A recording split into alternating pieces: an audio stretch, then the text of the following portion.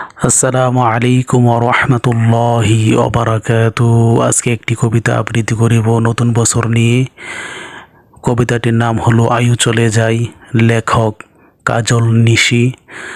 সবাই বলে নতুন বছর নতুন করে আমি দেখি জীবন থেকে আয়ু চলে যায়। ভালো লাগে নতুন বছর, এই কথা কে কয়?